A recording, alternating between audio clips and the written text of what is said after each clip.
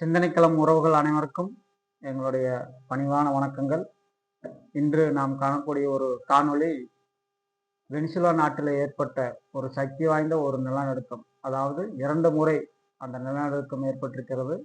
பல உயிர்கள் பலியாகி இருக்கின்றன.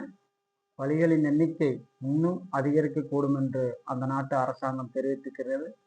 இதிலிருந்து நாம் கற்றுக்கொள்ளக்கூடிய பாடம் என்னவென்றால், அதாவது நாம் இயற்கையாக விடாமல் நாம் இயற்கையை அழித்து செயற்கையாக ஒன்றை உருவாக்குவதன் மூலமாக நம்முடைய மனித உயிர்கள் பலியாகி கொண்டே இருக்கிறது. அதாவது இயற்கையோடு விட்டுவிட்டால் அது நம்மை எப்போதும் தொந்தரவு செய்யாது.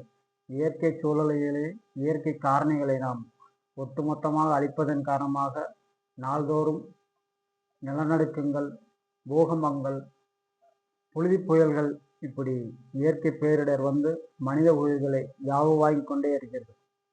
மனிதனாகிய நாம் ஒவ்வொருவரும் இயற்கையோடு விட்டுவிட்டால் அது என்றும் நம்மை தொந்தரவு செய்யாது.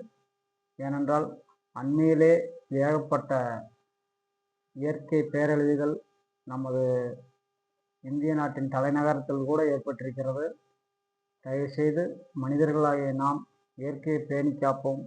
இயற்கையை பேணி காக்க தவறினால் மனித உயிர்களை இயற்கைக்கு காவு கொடுக்க வேண்டி வரும் என்பதை இதன் மூலம் தெரிவித்துக் கொள்கிறோம்.